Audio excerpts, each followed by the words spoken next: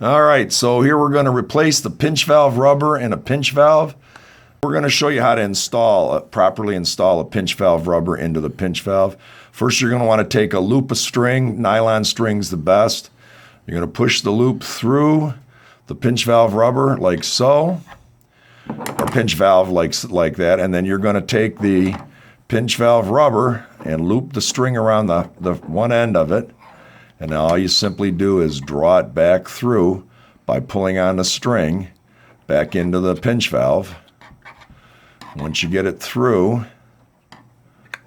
you just pull it out like that, pull your string off, and you've got it all set, just like that. Very quick, very simple. It won't rip. If you pull too hard, or you'll cut it and do some damage, and then it won't be operational for you.